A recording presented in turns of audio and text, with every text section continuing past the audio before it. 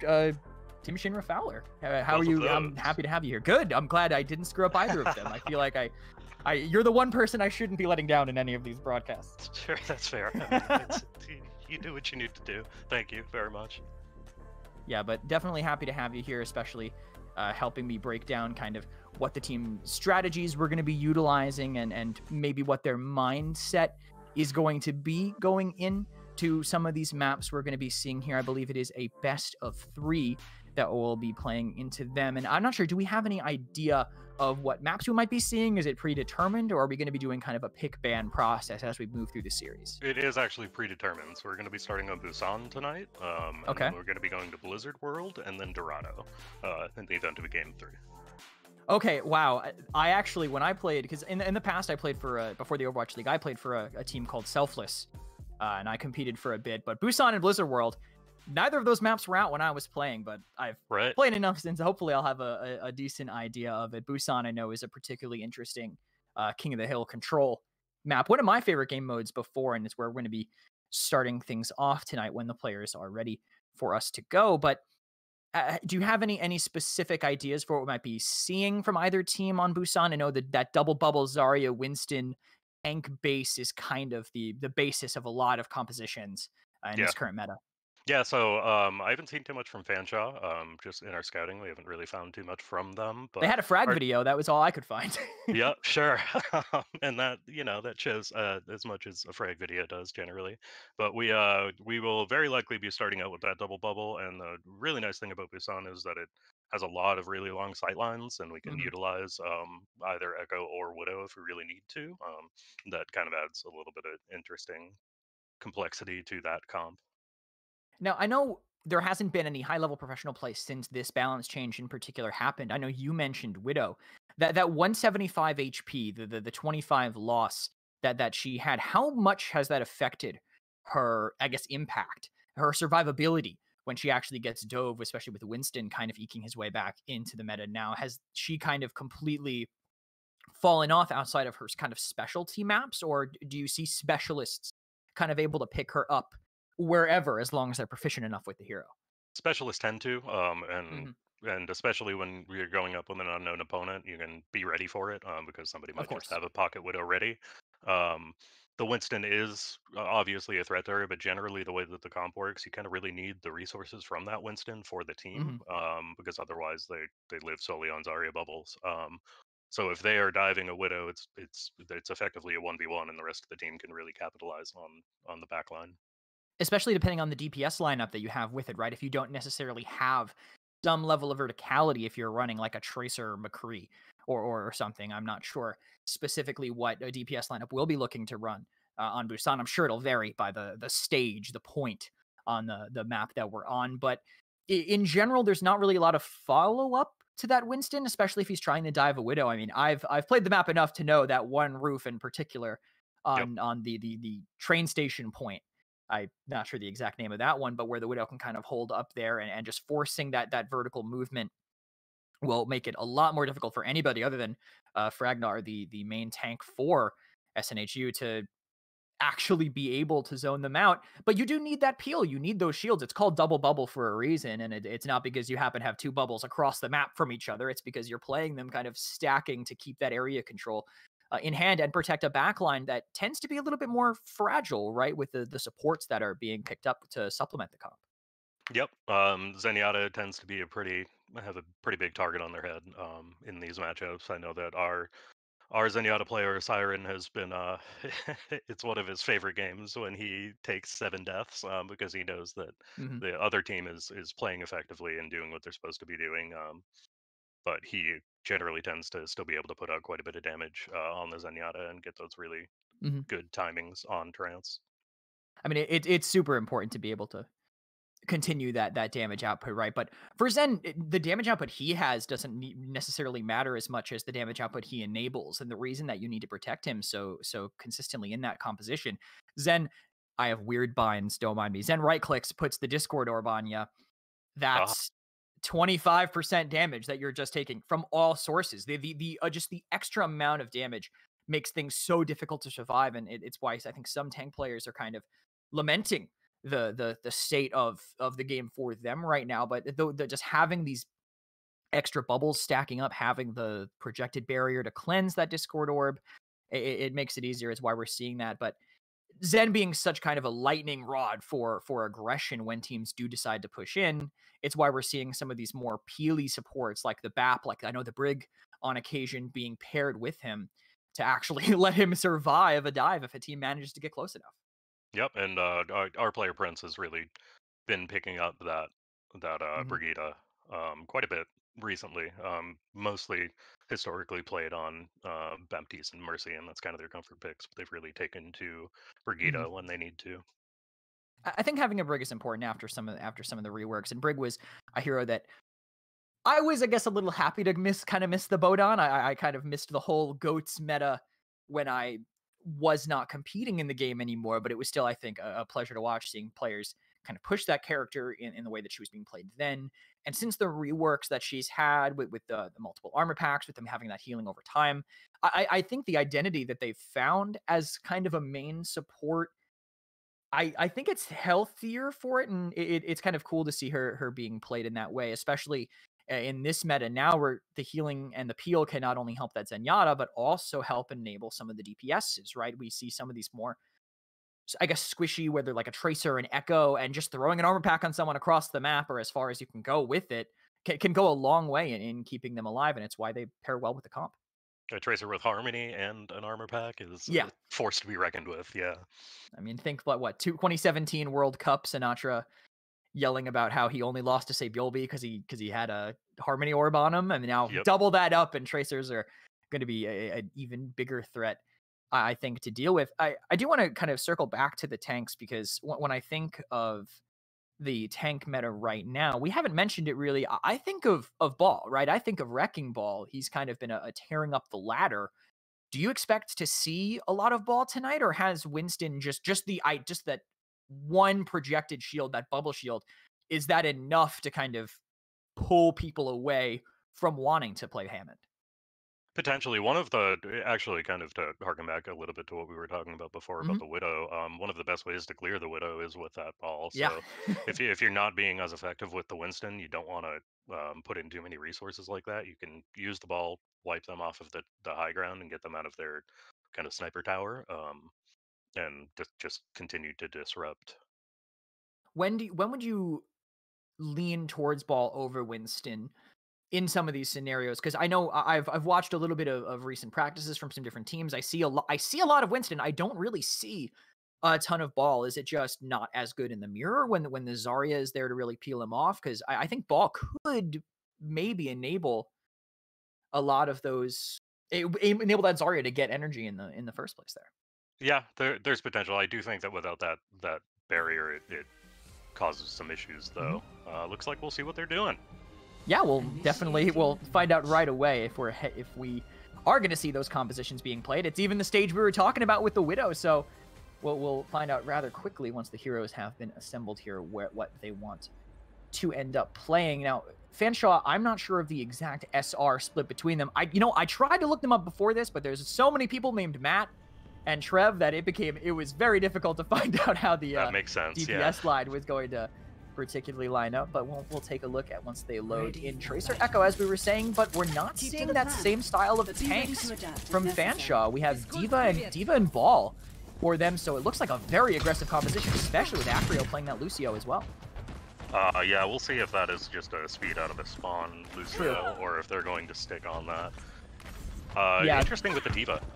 They do not have a lot of defense for their backline. They do have a Mercy pocket, though. Yeah, the Diva can kind of get that peel, but I don't know exactly how well it'll be able to function for them. But we're on the rollout here. SNHU playing towards their left side, going to line up here. Spragnar wants to at least maybe deny some of this aggression when they do try to get aggressive. But right away, Trev on this Tracer manages to take down Rhino. Has to limit some energy, but that focusing beam will not be able to be stopped. Too early picks for Fanshawe. SNHU is going to be forced out. Ball's kind of separating the make sure he gets staggered here. This aggression continues. Lucio is on them, but there is just a little bit too much healing for them using the flankers there. Prince does fall on that Brig a little bit later in SNHU. They're going to have to back up and resettle and worry about the ultimates. Fanshawe started charging. Yeah, I think that early pick really kind of threw them off and getting split up with that backline. I don't necessarily know that they were prepared for the ball, but it looks like they're going to mirror it. Yeah, I think it's a good thing to do. Pile driver up top will send them off of their close rooftop, and they'll be able to still see what kind of space they can really make here. Pepto got a little bit of energy early, and they stunned the ball. Shredded with Magic Otter, but managing to escape. That's Ball's specialty here. Because there's a lot more energy driving our Pile driver to engage, but they'll back up with the cover of that defense matrix. Shield's been used as well, but they can get some cap time now. Pepto takes down Acrio. Numbers advantage towards SNHU as they hold this point. Echo coming in alone, just the Mercy there to help him, but that gets forced. They can't really contest. Point control goes over to SNHU as they look for more to find. But the first one to find it will be Fanshawe. Ocean Beam manages to find that Zenyatta Siren. Rhino gets picked on the point as well. It's still traded one. They caught the Diva, so not as much peel there. They could be aggressive if they need to. 3 stacked here on the stairs. Prince goes in sticky. Pulse Bomb does not find anything, but Matt finds it instead. Fragnar here on that back aggression falls to the ball though, and now I think it's just on the delaying, but there is a lot of damage boost in this meta. Fragnar found that out. They'll have to settle back in and figure out how they want to use this rally and this Graviton Surge. I'm looking forward to seeing Pepto get in here. One of the best parts about this shift in meta is seeing Pepto go back to DPS heavy off tanks. Every time he gets in there with his Arya, I say Pepto Unleashed, because he just is able to put out so much damage. We do have to pay a lot of attention to that Diva though. You don't want to get that Graviton eaten by that Matrix, so they're going to try to demech early. Moon actually taking a ton of damage right before, but they're getting harassed a lot by Trev. This Tracer is really a hassle that they need to, I think, just make sure Prince is consistently aware of, but they're taking some space on the left. The team is still a little bit split, though. The Grav being held onto by Pepto, who is close with Frag, but maybe want to find someone, but that comp play is so split. The Grav does finally come in, catches 2, High Noon, maybe a pair with it. They'll just get the Lucio out of it, but 2, I think, for 2 early, one person respawning, rolling right to the mines is Magic Otter. He'll fall as well, focusing beam catches Pepto, but they manage to keep everyone else on that objective. But Matt, this Mercy Echo combination is just so hard for them to slow down. It's just the supports, I believe, now holding close and trying to fight them, but these respawns coming in, they're going to have to back off and maybe find a way to come back in with this trance to stop that aggression, but they don't get it off in time. The Pile Driver catches them. Both supports end up going down. Pepto on this respawn needs to go in and maybe contest this with Frag engaging as well. Yeah, it looks like he's doing a pretty good job of it, really putting out quite a bit of damage. Yeah, some great circling there as Magic Otter manages to come back on with that Pile Driver. Seeing them. Difficult first stage here for SNHU is retake here on the back of that McCree duplicate being used. High Noon is going to make things very hard for Fragnar. He'll have to run away, but I think there's enough time to get one more cooldown on that grapple and get in, but it's about actually winning the fight, and the Trance will be the engagement here instead. They're clearing the minefield with it, but more has to happen with this Tracer in the back. Trev is just a monster, and this backline is having a very hard time surviving. Prince solo on the point with the whip shot. Clearing out the mines, you got to do something, right? Just dust the carpet and at least make it to your team can make it back in. They just can't finish him off. They have some healing. There's a lot of sustain there for them, but Matt does make it happen there. A Diva Bomb on the point as well, making it very hard to recontest, even with Brad coming back in. A lot of damage his way. Does live, but not for long enough. The too far down. Finds him there. Grapple just a little bit too high, and Fanshawe get the first point here on Busan. Pretty close one. Looked like they had some good opportunities to retake, but I think that they're getting the DPS onto the backline very well out of Fanshawe. Yeah, I agree. I think a lot of it was on Trev and Matt in particular, really being tough for SNHU to handle. Here, I think the biggest thing was that Mercy Echo combination. I mean, Efi and Matt together were just raining down hell from above that objective, making it very hard for them to really keep themselves alive. Would there be any switch ups in the DPS lineup that you'd maybe want? Do we want to see a mirror here potentially, or would they prefer to kind of play that counter game with that McCree and hope to find some burst damage? It looks like they're really trying to protect a Siren with that Brigida, and really lean on the McCree to try to get Echo and Mercy out of the air. They were doing a great job even after fights, after the rest of their own team was dead to hold that point. So. Yeah, pressured back there, and behind them was Ragnar trying to kind of give them some space to capitalize on and maybe lighten up that pressure that they were dealing with. But Orion gets the first one as Acrio falls, and Diva gets demeched, so Moon going to be sent running away. He will go down. The res will come in, but still number advantage towards SNHU, but the health really is a little bit low. Zenbrig, not the highest healing output composition, and now SNHU will have to shift towards that objective. now, maybe being able to heal back up with some damage done by Prince, you know, activating that Inspire for the team and be able to settle in and look for a push coming in from Fanshawe. Pepto Unleashed. Pepto really putting out so much damage in that fight, able to take down players on the other team. It's like they're re-engaging incredibly quickly. I thought we could get a little bit more percent out of this. Yeah, I think I think it's a good call actually by Fanshawe. Trev is when he finds that opening, he's really utilizing it well, and still buying a decent amount of time. They're going to get probably 28, maybe or 30. Even on the objective before it ends up going back over. It will be a clean 30 for them here, but they got to be careful. Desi on this Tracer could get just chased down by Trev if he stays in a little bit too long, but the res is what came in. He wasn't really close enough to make that fight happen, but there's a few ultimates about to come up for Fanshawe. Not as many up there yet for SNHU, just that Pulse Bomb, but Duplicate is so impactful, especially if you can get a multitude of ultimates off. Graviton Surge, you know, having just one of those with a third tank line could be really great, but Trance is actually forced out by this aggression. The dive from the two of them does send them back and packing potentially a 1-for-1 trade, but they immediately res out Matt. He's been a key player for Fanshawe, but Siren, perfect burst, catching down Mercy. I like the way that they're playing this right now on Fanshawe, playing around. Great aggression from them, I think, altogether. But between the ball and the Lucio, I like the way that they're able to collapse. And SNHU, I think maybe you want to go to a more peel-heavy main tank. Maybe they do go back to that double bubble style just to have the shield for the team to counter that dive. But the ball has to be there to make some level of space, right? And just turn some heads. Yeah, Fanshawe is doing a great job of recognizing when they are in a losing fight, backing out and re-engaging very quickly when their cooldowns come up immediately, not taking too much time. Need to focus on that and try to be prepared for it. Yeah, I think just not taking a fight too long here. Look at this aggression right now from that Echo pocketed by the Mercy. They do take down our Siren, even with them getting dangerously low, but the Mercy healing is significant enough to keep them up through Pepto Awakening here on this Zarya. A lot of damage coming in, but beaten by Acrio, 89%. They need to go to retouch heroes here at this point, maybe see a Lucio swap, but Prince has Rally and can't really go back to spawn for it. Even with the self-destruct coming in, Rhino had to walk into that. Not much of a chance. With Ragnar going in, maybe they can catch up to him, and this is where the fight is going to be at its most important. They have several people on the point. Maybe get an Inspire proc to keep their team alive. D.Va dangerously low there for Fanshawe, but manages to escape for now. The team is so split, though. They can't really protect them from the dive with the Brigitte having to go to that objective. D.Va does get team back. They do get the high noon kill on him for now, but Ragnar contesting the point here with them, trying to keep Prince up and just delay and buy as much time as possible. But this fight has to be a win. It's 99 in the objective. Ragnar also getting very low damage boosted. Tracer manages to take him down. Tracer going towards that point again just to delay as long as he can, but Trev with the one clip paired with the melee does take down Desi.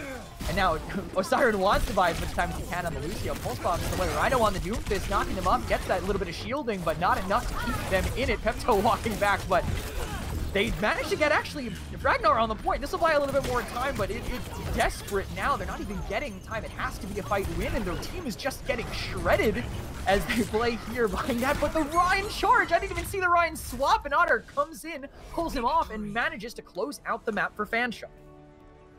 One of the most interesting things I think from Fanshawe there was they let the point get taken. And they knew that they still had the ability to hold that fight, and they let the point get taken for just a few seconds while they reset and took down the backline. It was a good decision by them.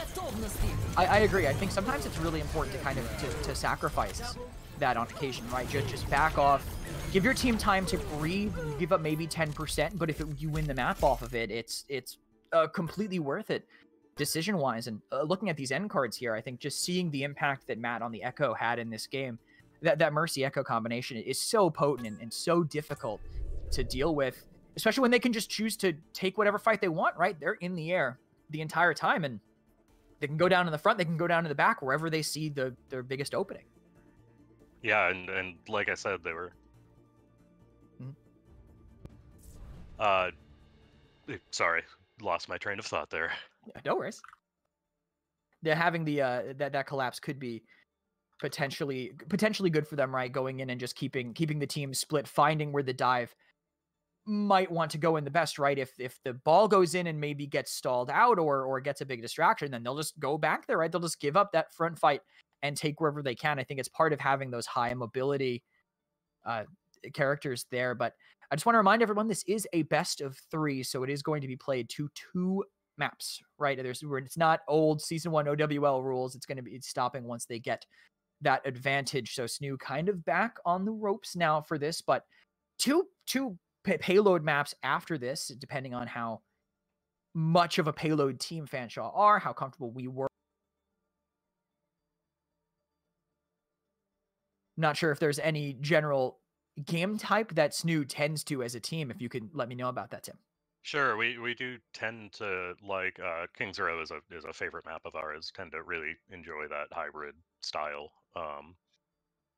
And you know, every scrim, every match, we want to play King's Row. So we're going to World next. So it's obviously not the same map, but definitely a similar strategy there. I am actually Kresnik. I am going to go check in with the team, see how they're doing. Oh, go for it. Able to chat with them between the games, and just as an FYI to everybody, we play 3 out. Based on it is 3. Okay. Yeah, so for tiebreaker reasons, I believe we play that 3rd map regardless of how the first 2 go. So it is OWL Season 1 level stuff. Okay, I thought it is exactly what it is, just one map kind of sans there. But yeah, you can head over, please talk to the team, and while you do that, I think we probably want to throw to a little break, let Tim kind of get a breather, figure out how that team is going, and we will be right back with you.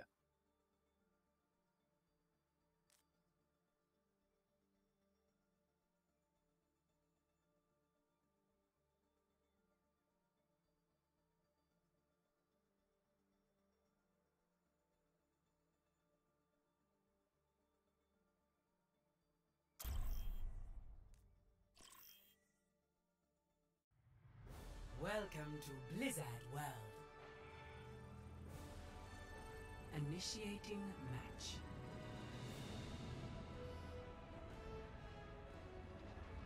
A little bit of a shorter break than I think you guys thought. We are heading right back into it. I guess neither of the players wanted to wait. SNHU were ready with their game plan, and Fanshawe seemed to also be just as ready to meet them. Tim didn't get a chance to go over there to talk to the team, but I mean, if they're going in this quickly, you got to be hoping at least that they're pretty confident. Yep, and generally I would defer to their better judgment. Sure. The things that I am noticing, they're noticing as well. They tend to respond to it in the best way. So I'm comfortable and happy with that. Hi. And we were talking about maybe a Widow specialist coming out right for this, and Trev, we're noticing him. We are just in the spawn room. They're on the offense. They can switch whenever they want, but we're seeing a Widow hover a little early. But I feel like they might have a decent comp to play into it. Other than the Zenyatta having to peak for that, I think Echo is able to put on a respectable amount of pressure, especially just like we saw in the last map. It's going to be paired with a Mercy. Now for both teams, Prince making that swap over to pocket Desi. Yeah, and I think that's probably a good decision by Prince. Comfort champion. Prince's reses are of legend. And paired with a Zarya, I think it makes it a lot easier too, right? Being able to bubble your Mercy in for the res. Unless their whole team collapses, most of the time they're going to be able to get that off. Look at that pressure onto Frag. They caught him out very early, but a lot of energy onto Pepto because of that. The ball gets knocked low, but they're not watching the left side. Tracer and Lucio come in. They get one for it, but traded out immediately was Pepto here. I think backing out for a retake maybe has to be the game plan here, but caught in already from the aggression was them. Matt cleans up both of the supports on SNHU, and Fragnar is buying some time. Time is so crucial on any game mode where a time bank is the end goal, but Fanshawe very quickly managed to overrun on the first point. And is that just on the back of Frag maybe a little bit overextended? I think so. I would almost like to see a little bit more Winston here. I know that they were having issues with that ball in the back line, but I don't necessarily know that our ball as a response is going to do too much on that. So there's potential for Winston to swap back and try to get that defensive. I think it depends on if you want to just do odd aggression, right? Maybe just play this kind of death ball strategy to deal with that, right? If they're finding your team isolated, don't let anyone be isolated. Play very close here. Pepto, 100 energy. really splitting their team up, finding that Mercy with the help of Rhino as they do walk in to contest this cart. The damage has been split across the board here. Echo and D.Va are contesting here, but there's a great hold, I think, now starting to maybe come in, but Fanshawe are breaking through, and this duplicate might be what they need to make it happen, and the DPS duo for Fanshawe are just overrunning right now. So difficult for them to stop, and might be losing Echo here as well if they manage to stay aggressive enough, but I did not realize how fast Call Mech comes in and could be able to survive with a nuke, a self-destruct, buying a little bit of space. Yeah, very quickly, getting back into that match. Baby D.Va is, I think, my favorite hero in the game. I am best on Baby D.Va, which doesn't actually say anything for my D.Va play. I mean, listen, if you think you're good at Baby D.Va, just play Mercy and don't heal. I think that's the other way to make it happen with Prince. Definitely, I don't think he can afford to do that right now, and neither can Ethy, getting kind of knocked away as they go. These DPSs are just, on Fanshawe, are doing such a fantastic job of isolating members that are alone here for SNHU. Again, buying time on the point will be Fragnar. It won't be able to be a ton with everybody there for it, but just bleeding out that time bank a little bit more. But Fanshawe now have a hefty 5 minutes and 15 seconds to capture this last point here on Blizzard. Yeah, last point can be a pretty good defensive map here, but that is quite a big time fight. Yeah, do you see any swaps for this? That is unfortunate. The sticky bombs from Matt, very tough. They could not live in time, but are there any swaps here for the last point potentially? I mean, I don't think they swap anyone, but Echo, I guess, is the close on ultimates, but they need to do something and stop going out as isolated as they are. Frag does get Pepto some energy, but the 1x on the cart is slowly rolling through as a group up needs to happen. Now maybe they can break out. Everybody is here. Minefield will catch them in and make them stay. Otter dies to it, even if it's a 1-for-1 trade. A second kill for the Minefield from Fragnar. It will knock down that Tracer, and a disengage is coming in. Prince gets a res just to keep that momentum up. And no res attempt coming in at all for Fanshawe. I think they're kind of just sacrificing this. They know what's going to happen as a high noon lets them snowball another kill. Yeah, they really, I think that was a great use of ultimates there from SNHU. They had quite a few, and they have the ability to utilize them. Trans coming out now, but didn't invest too many, and I think that Fanshawe was happy to see a couple come out and just back off. For sure, but they are going to be walking back into a grab. As long as Pepto can stay alive, they are hard focusing him. They know what the threat is in the high noon from the duplicate. It manages to pick off the 2, followed up by a 3rd from Matt. 4 from Matt. The Echo for Fanshawe wants more. Smells blood going for this Zenyatta in spawn.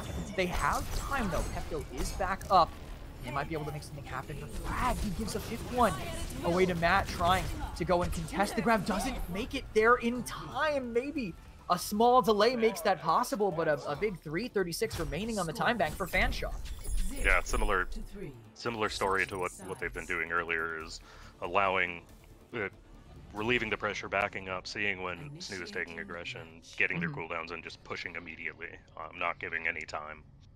You know, I think a big part of that might be the Lucio that they're keeping consistent in their composition. I know that he's not really a super meta pick right now, but just having that speed boost is something that no one else really brings to your team.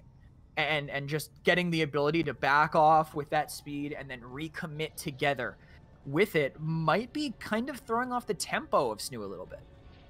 I think so, and they're doing a great job of really identifying those cooldowns and punishing them. I think maybe a regroup. I think maybe a little bit of chaos has been thrown into them with the delay on the regroup, the recontest from Frag on that final payload here. But it does look like what you mentioned earlier is going to be happening. Nope, never mind. I was going to say the Winston is coming back out, but it looks like the ball is what SNHU want to stick with. Yeah, it looks like still making some decisions. People testing some things out, seeing what they want to go with. Maybe a Winston. Could see it, and they honestly, for this one, they might want the ball considering what they're going into. There is going to be a Widow, and we just discussed before this match started that Ball may be a little bit more proficient at being able to do that, but otherwise it's a mirror match more or less. We have just the Widow and the McCree going to make a difference, and Trev immediately deletes both of those DPS right away. A res comes out, but it's still a number advantage towards SNHU as they try to catch this monkey, maybe a little over aggressive, and the anti will help them with that. Biotic nade getting the purple spread onto Otter. They want to go back in, but Trev on the Widowmaker. Specialists can really make it work, but they trade for that aggression. They lose their Echo. Got the swatting Echo out of the sky. Yeah, that perfect track in there to melt him effectively, but that energy is going to be lost with Magic Otter getting rezzed. The pressure from that more or less gone. 5 versus 5 though as they go in. Frag needs someone to support him. Without Pepto being there, the time you can survive as a Winston is so much slower, so much lower than it is before. Prince unfortunately not able to get out. Desi just waiting for that last cooldown, but Widow not able to get the follow-up this time. Trev not punishing that movement from Desi, so we'll see another stalemate here potentially. I think this has to be played a little slow. Tough to say that into a Widow, but Pepto needs to get some energy. Yeah, I'm one of the best swaps I'm seeing here is Osiren going to that Ana. Obviously it doesn't do too much for the Widow, but it is Osiren's main. He plays an amazing Zen, but I met Osiren on Ana and plays extremely well, so it's nice to see Hayes come out here and having a little bit of defense in that backline when they do die. And also kind of enabling Pepto a little bit more. Zarya's kind of the carry in this composition, so getting your Zarya nanoed in really chaotic moments or keeping your Winston alive, I think is a significant part of it as well. A little bit of a split here from SNHU, but a sleep comes in. Unfortunately, just woken up right away, but still, hopefully we see a couple more of those as we go in. The rollout comes in, and there is a grab, and they caught the Winston out of it, but nanoed and primaling to stay alive. He is going to potentially cleave through them, but he got slept again on the way. No, woken up, I think, but double monkey going in. We're seeing some free 1 hero limit plays now from his teams, but we have Primal as well. Fragnar will use it to juggle this monkey potentially in the corner, but 2 picks manage to go the way of Fanshawe. They do trade it out. They find Magic Otter in response, but an Echo Primal makes things very difficult for them. They can just hope that maybe they get 1 pick here on the out, and their refight could be a little bit easier. Yeah, it looked like tanks were just doing the best that they could there, trying to put in as much damage in the backline as they would reset it, but they weren't able to get back in time. Yeah, I think maybe if they can go in before everyone's there, it could work out, but it's not the most mobile composition, the double bubble. You are kind of on the whims of the Zarya, how far she can move. Even with the right click jumping, it's only so far.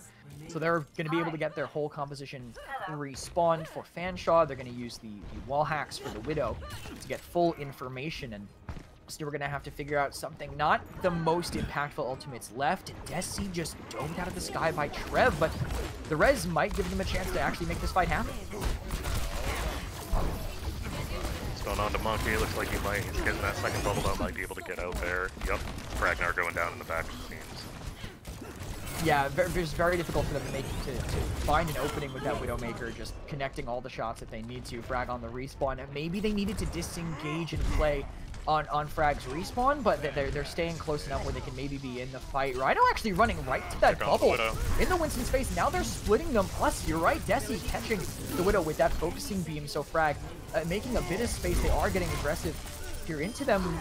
Ana does get picked off. Rhino's following right up on this. He's got a feel for the team, though. Zarya might find him, but good positioning with the box in the way. Burn down this Zarya with the high energy, and in overtime, this is looking doable here for SNHU, but look at that, those sticky bombs on the Echo. Desi, 2 Winstons now cleaving through them, but the McCree, the Echo duplicate, finds the high noon. 3 kills, 4 kills from that. Again, he's just unstoppable on this Widow, and no matter what you duplicate, it doesn't seem to be enough. SNHU, very difficult, heartbreaking, honestly, end of that first cap for them. But Echo, we're just seeing some perfect Echo play coming out from Fanshawe. Yeah, huge plays coming out of Matt, and really having that that Widow support there as well. Just able to give them room where they need to be, 70s up. I'm glad this is play of the game, because I wanted to see exactly how this worked out, just the bubbles that they had there. Sometimes you see a lot of what SNHU is doing, which is, I think, a strategy I tend towards, which is duplicating a tank, right? Having both of the tanks kind of engaging together just to replicate some old style, GOATS-esque or pre-hero limit play. But we're seeing Matt just copying DPS. We're seeing him just hopping on that and saying, we'll overwhelm this tank aggression with damage with the impactful ultimates that they can have, and it seems to be working. It does. I am going to go check in on the team a little bit earlier this time, so I can make it before we get started again. Yes. go for it now. And I think if you're going to be doing that, then I think it is a pretty good time to say, please stick around, guys. We are down 2-0, but tiebreakers are going to matter as this season goes on. Hopefully, we'll see you right on the other side of this break.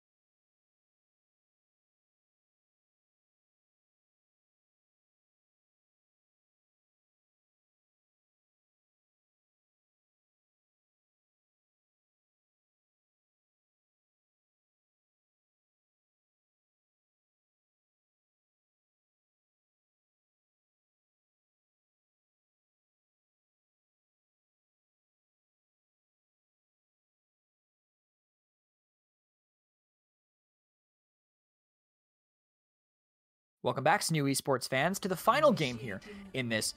Is it fair to say best of 3 or just a 3-game series in general between SNHU and Fanshawe? Fanshawe have looked very, very strong here, but every map is a new start. We're here on Dorado, a full payload map. And Tim, you were just able to go and speak to the team. How are you feeling about how our hopes for maybe getting some tiebreaker points here?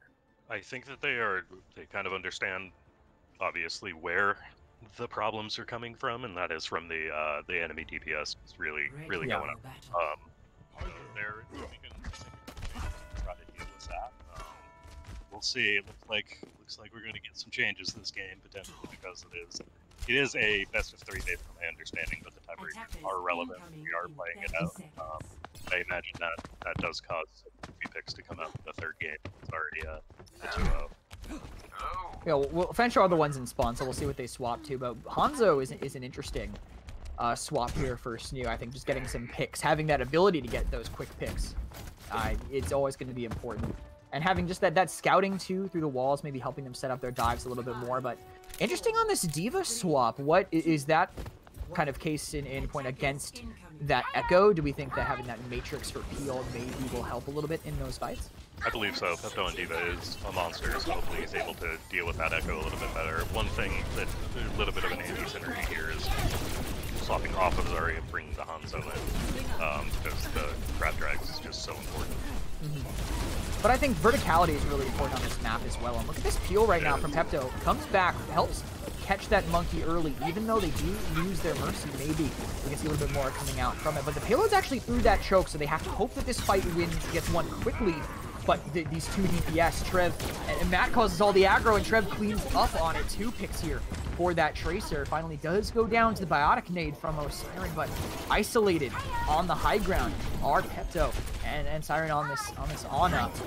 They need to wait for their team to come back, but the card is just slowly rolling, and the aggression is not stopping from Fanshawe. You can't eat that Zarya beam coming in, so Siren will go down. Hopefully a trade for SNHU can come in here, but Pepto a little surprise monkey treat kill on the way out. Can get a win-win in there and try to get away, but it looks like an Echo duplicated monkey is going to make escaping hard. Yeah, not letting up. It looks like they definitely were chasing Pepto around for a little bit there, but they're immediately pushing again. And look at that frag stomped on at the end by Matt, that duplicated monkey. Mentioned how the double tank aggression can be very effective, and it works for them, and good sleep from Siren up top slows down that monkey. We'll get some burst damage, but there's definitely some high hopes on connecting on this Echo as they go in. They just put a lot of resources into their DPS, it seems. Matt getting bubbles, getting Mercy, and getting away with murder effectively because of that, as this DPS aggression is just non-stop. Yeah, it looks like they're not letting up, and they're not really allowing us to reset, as you can see already up at the .2 capture, even though the cart is so far back. Ana hanging out on the cart back there.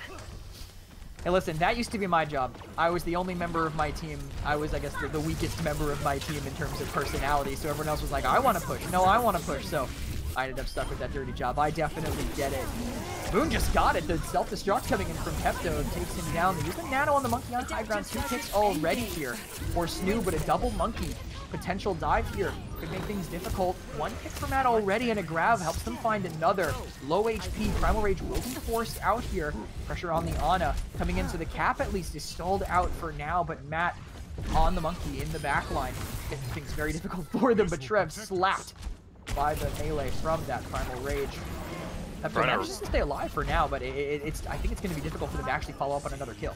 Yeah, Fragnar was able to split the team for a while there, and that looked good, but it looks like he is in trouble now trying to return. Yeah, just it seems like the general consensus plan is where things are kind of falling apart for SNHU in terms of not being able to regroup in the same way that Fanshawe was, but a contest seems to be in the card. They stop the card a meter away. The Dragon does end up going there, but they have to stay on, even with the Diva getting D-necked here. Burn on the Winston early, but a Biotic Nade plus Mercy Heal is not going to be easy to properly deal with. Those DPS are still having a fantastic game for them. A pick for each of them. A res comes in on Matt because they know how crucial he is to their success there on Fanshawe. SNHU not able to keep that cart contested, in a 4.5 in the time bank. Do we expect to see any swaps here on the last point for SNHU? I guess they just answered me with that McCree. Yeah, it looks like Pepto is heading back to maybe do the same, unless he was just simply there for escort. Not necessarily escort, I think, but at least syncing back up with the team, right? That's been a pretty consistent problem so far for them here. And here comes a dive from the tanks, potentially at least taking some positioning. The Mercy will fall. That leaves Matt potentially a lot weaker here on this Echo, but a Mercy duplicate from him to res the Mercy. An interesting play, actually, something I haven't really seen before, but he's able to let their Mercy valk, and if he goes down, they'll move his back up pretty quickly. Defense Matrix keeps the team alive.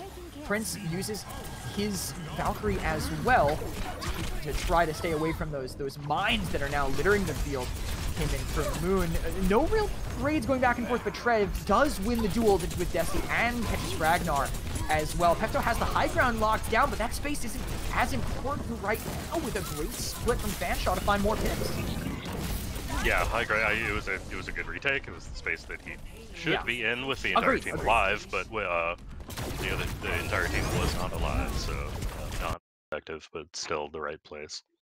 Yeah, and Frag just wants to buy time with the Primal. There's only so much you as a monkey against a full team that's staring at you, especially with this damage coming in from these DPS. 2 picks so far for Fanshawe. Again, those DPS that are just having that fantastic game we mentioned before. A third will fall. Otter catches Siren, and the duel again between Tracers goes the way of Trev. Pepto buying as much time as he can, but can't finish off that kill. Another Mercy duplicate just to stop any bleeding that's coming in for Fanshawe. Frag swaps for that ball just to buy time on this. You need to bleed as much time out of the time bank as you can. Siren delaying even further with the Lucio. Desi has to respawn as well, so they are coming back in, and Prince might be able to get a res. Pepto is brought back, but can't re-mech in time with the damage coming in from Matt. 222 on the time bank, better than last game, but still very difficult, I think, to delay the aggression that came in from Fanshawe. Yeah, foot on the gas pedal the entire time. Hopefully SNHU is able to put up a similar amount of pressure, try not to get picked off early in this initial fight here. My main worry, I think, for SNHU on this offense is going to be the second point.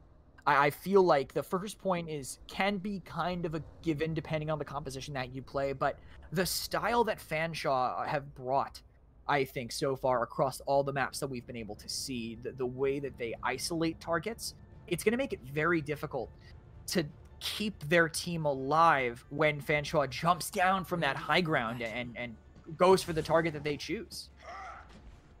Well, we'll see what they decide to do here. I don't know if they're going to be jumping off of any high ground with this comp. Probably going to try to stay up there as much as possible.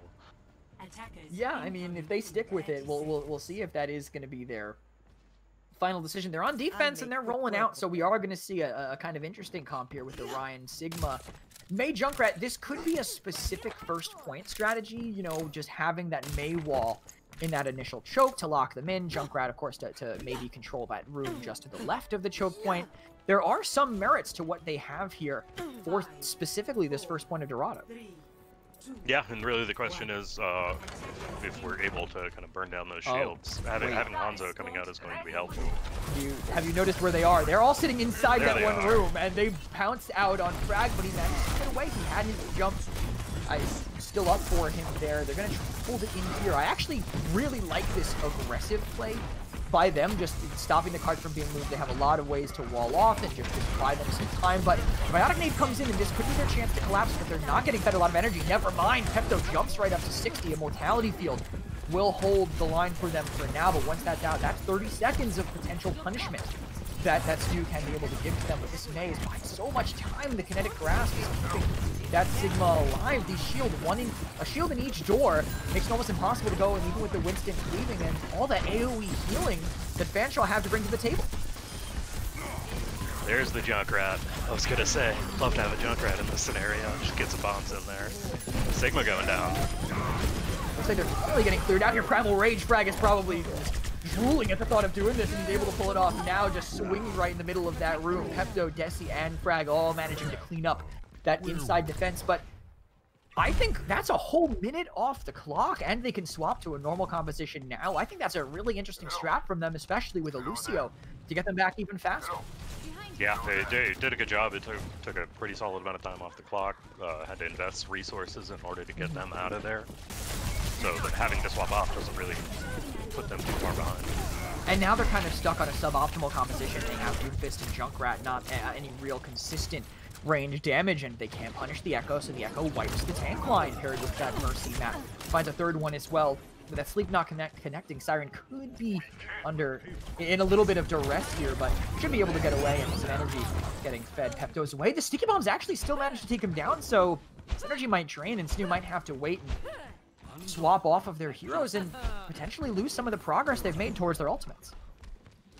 Yeah, very, very interesting swap. Looks like something they've definitely been working for. Yeah, it's a practice strategy for sure, and the practice seems to be paying off here. Frag, no!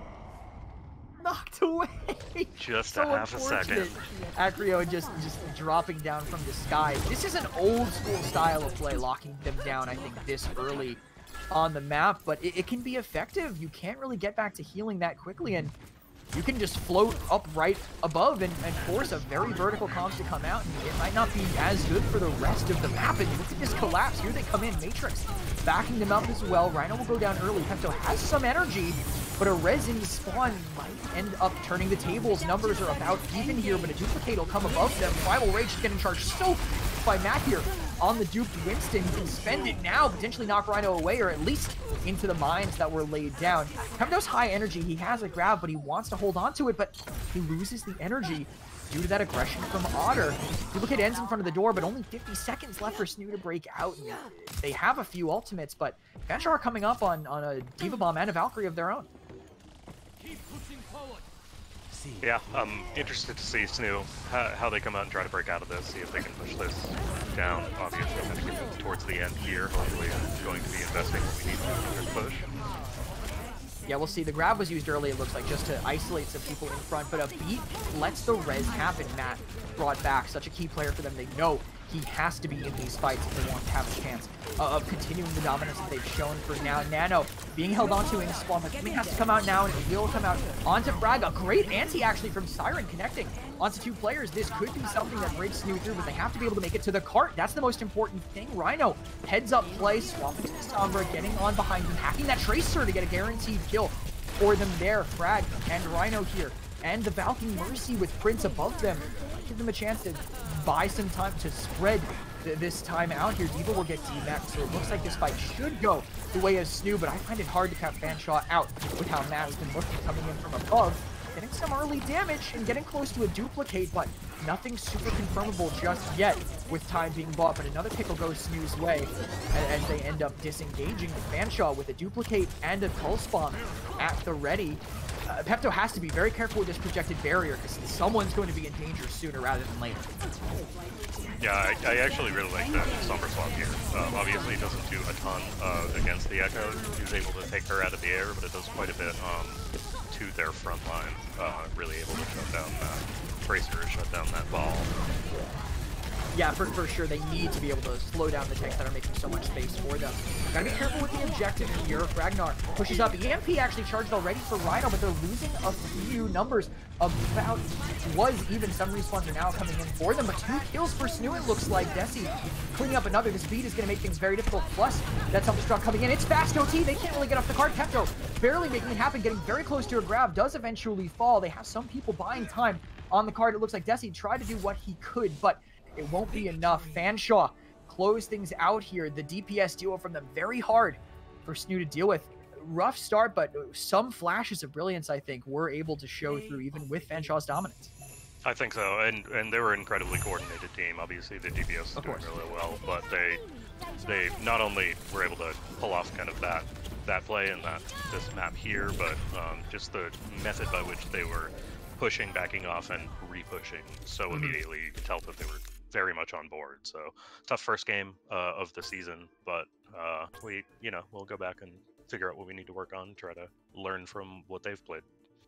I think this is going to be a great game to look at because I feel like on a macro level and a micro level, there's going to be a lot of things you can break down. The macro being how Fanshawe were able to play their pull and pushes, were able to keep themselves alive, and the micro in how do you stop an Echo at that level from doing what Matt was able to do, right? How can you actually put a stop to that level of pressure when you're just doing 30% more damage on a character that could be that lethal and not have the damage output really to stop him? Yeah, they played extremely well. Both Matt and Trev in that game, I think. So great game to Fanshawe. I'm looking forward to seeing what they're able to do for the rest of the season. We'll come back next week and try to turn that around. Yeah, I gotta say, I think they're definitely going to be a force to be reckoned with throughout the Challengers division moving forward.